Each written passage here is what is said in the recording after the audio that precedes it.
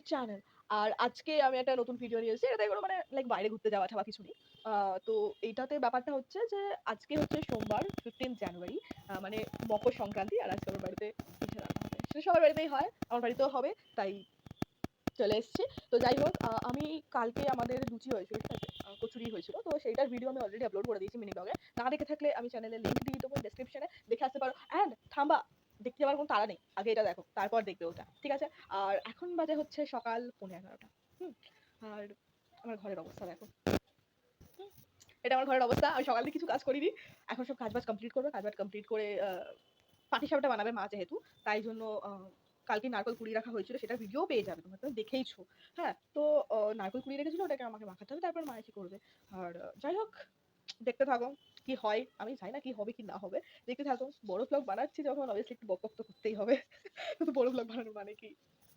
I don't know কেন আমি এখানে নাচানাচি করছিলাম। তাও নাচানাচির পার্ট কমপ্লিট করে আমি এখানে চলে আসি হচ্ছে নারকেল নিয়ে, যেটা কালকে পিসি কুড়িয়ে রেখেছিল। তো যাই হোক, নারকেলটা কুড়িয়ে রাখার পরে আমি আজকে এটাকে মাখবো হচ্ছে চিনি দিয়ে।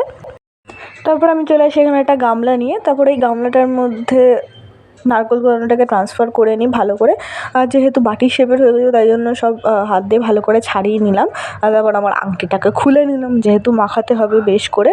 হ্যাঁ, তারপর আংটিটাকে খুলে সাইডে রেখে দিয়েছি। তারপরে আবার আমি হাত দিয়ে একটুখানি ঝুরু ঝুরু করার চেষ্টা করছি, যাতে কোনো জায়গাটা ফাঁক না থেকে যায় চিনিটা যেতে। তারপর আমি দিয়ে দিয়েছিলাম এর মধ্যে চিনি, ঠিক আছে? চিনি দিয়ে আমি ভালো করে মেখেছি, ঠিক আছে? দেখো, দেখতেই পাচ্ছ যে আমি হাতের মধ্যে চিনি নিয়ে দিয়ে দিয়েছি। আর নারকেলে কিন্তু এতটাই চিনি লাগে, ঠিক আছে? মানে অনেকটাই প্রায় চিনি লাগে। যেহেতু বোর লাগছে দেখতে, তাই ফাস্ট ফরওয়ার্ড করে দিলাম, কোনো সমস্যা নেই। ব্যাস, আমার মতোই আমার অডিয়েন্স, আমার মতোই ফাস্ট ফরওয়ার্ড জিনিস দেখতে বেশি পছন্দ করি আমরা। তো যাই হোক, ভালো করে আমি তাড়াতাড়ি করে মাখিয়ে নিলাম। মানে তাড়াতাড়ি মাখাইনি, আস্তেই মাখিয়েছি, ভিডিওতে ফাস্ট ফরওয়ার্ড করে কড়াই বসিয়ে দিয়েছে। তারপর আমি এর মধ্যে দিয়ে দিয়েছিলাম নারকেলটা। ভালো মতো পুরো নারকেলটার মধ্যে আমি ঢেলে দিই, ভালো করে পরিষ্কার করে নিই গামলাটা। হ্যাঁ, তারপর ঢেলে আবার গামলাটা আমি সাইড করে রেখে দিই। সাইড করে রাখার পর ওটাকে আমি ভালো করে কিছুক্ষণ ধরে নাড়াচাড়া করি। আর তারপর এই নারকেলের খোসাগুলোর মধ্যে অনেক নারকেল লেগেছিলো, তাই জন্য আমি এটাকে চামচ দিয়ে কুড়িয়ে কুড়িয়ে সাইডে রেখে দিই। এগুলো দিয়ে বড়া হয় খুব সুন্দর, আমি পরে একদিন দেখাবো ওখানে সেটা। হ্যাঁ, তো এগুলোকে আমি সাইডে রেখে দিই। এগুলো দিয়ে বললাম যেরকম বড়া হবে, তো বড়ার ভিডিও তোমরা পেয়ে যাবে পরে। পুরো এরকম খোলা সমেতই আমি বার করে নিই জিনিসটাকে। তো নারকেল কোড়ানোর পার্ট কমপ্লিট করে আমি আবার চলে আসি যেখানে রান্না হচ্ছিলো। মানে নারকেলটাকে মা নাড়ছিল কড়াইতে, তারপরে এসে দেখি মা গুড় দিচ্ছে। তো গুড়টাকে দিয়ে আবার ভালো করে নাড়বে। আমার না গুড় দিয়ে পাটিসাপটা খেতে, মানে গুড়ের নারকেল দিয়ে পাটিসাপটা খেতে দারুণ লাগে। তো মা ওটাকে ভালোভাবে নাড়তে থাকে, অনেকক্ষণ নাড়তে থাকে প্রায়। তারপরে যেহেতু কালার আসছিল না, নারকেল থেকে আমি একটুখানি নারকেল নিয়ে চলে আসি। নারকেল নিয়ে এসে আমি নারকেল নাড়ু বানাতে স্টার্ট করি, কারণ আমার প্রচুর ভালো লাগে নারকেল নাড়ু খেতে।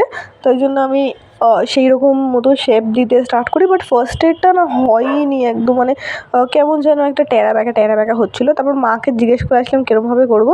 তারপর আমি বুঝলাম যে দু হাত দিয়ে আমাকে ভালোভাবে মানে গোল করতে হবে, নাড়ু শেপে আসবে। সেটা একদম সেই মতন প্রথমটা করলাম। তাও প্রথমটা না, মানে যেহেতু ফার্স্ট থেকে আমি একটু বিগড়ে দিয়েছিলাম, তাই জন্য প্রথমটা অতটা ভালো হয়নি, যেরকম দেখতে পাচ্ছ। মানে অতটাও আর কি আমার মনটা অতটা স্যাটিসফাইড হয়নি। তাও আমি হাত দিয়ে চেপে চেপে গোল করার চেষ্টা করছিলাম এখানে।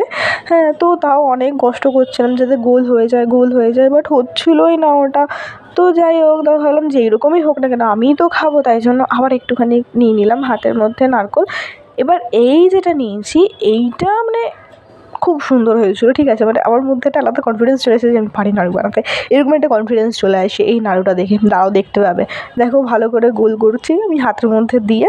হ্যাঁ, তারপর এই দেখো কত সুন্দর লাগছে না, আগেরটা থেকে এটা বেশি সুন্দর হয়েছিল, খুব সুন্দর লাগছিল। আর লাস্টে যেহেতু অল্প একটু ছিল, তাই জন্য ওটা ছোটো নাড়ু হয়েছিল একটু। তো যাই হোক, কোনো ব্যাপার না, আমি তো খাবো। 3টে নাড়ু হয়েছে, আমিই খাবো। যাই হোক, তাও অনেক কষ্ট করে বানিয়ে নিলাম নাড়ুটা। আবার আমার বানানো এই 3টে নাড়ুকে আমি নিয়ে যাই রান্নাঘরে প্লেটে করে।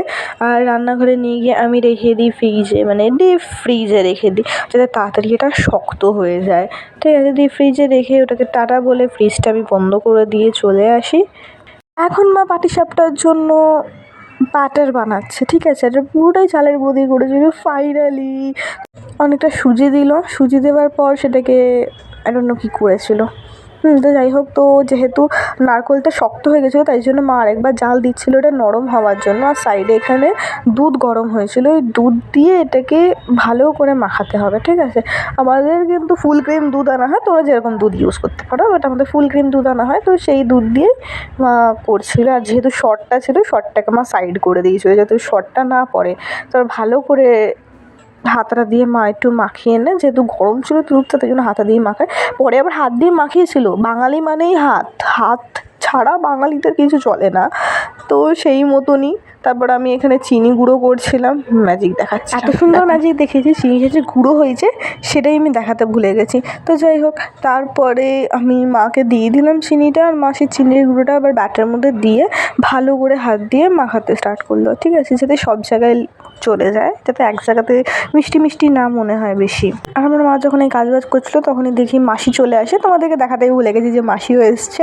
তো যাই হোক, তারপর দুজন বোন মিলে গল্প টল্প করে, গল্প টল্প করার পর এখানে আমার দাদার ঘরে কিন্তু এটা, ঠিক আছে, আমার দাদারাও এখানে পিঠে বানাচ্ছিল, মানে দাদা বৌদি আর আমার দাদা বৌদির মেয়ে তিনজনে মিলেই একসাথে পিঠে বানাচ্ছে। আর এই দেখো কি সুন্দর মিষ্টি পিঠে বানিয়েছে, কত সুন্দর লাগছে না, আমি তো বানাতেই পারবো না ওরকম। তারপর আমরা সবাই মিলে, মানে আমি, মাসি, মেসো আর ভাই, আমরা চারজন মিলে গেছিলাম একটু বেহালা একটু খাবার দাবার আনতে। ওই যে আমার মেসো দেখা যাচ্ছে সাইডে, হ্যাঁ। তারপর খাবার দাবার নিয়ে কী কী খেয়েছি বাইরে আমি সেগুলো দেখানো হয়নি। তারপর আমরা চলে আসি বাড়ি, মানে বাড়ি আসার সময় আমি ভিডিওটা করি, ফটোও তুলেছিলাম বাট সেগুলো আমার কাছে নেই, ডিলিট হয়ে গেছে সব। তো যাই হোক, তারপর আমরা যেহেতু বেরিয়েছিলাম, তারপর বাড়ি এসে দেখি এত পাটিসাপটা বানানো হয়ে গেছে, এত, মানে লিটারেলি মা আমাকে পরে বলে যে আমি আর বানাবো না আজকে। তো তারপর আমরা সবাই মিলে ডিনার কমপ্লিট করে নিয়ে দেখতে পাচ্ছি আমার বাবা এখানে খাচ্ছে ভাত, আমার মা খাচ্ছিলো হচ্ছে রুমালি রুটি, আর আমি খাচ্ছিলাম এখানে বিরিয়ানি। আর আমি বিরিয়ানি খেতে থাকি, তোমরা সাবস্ক্রাইব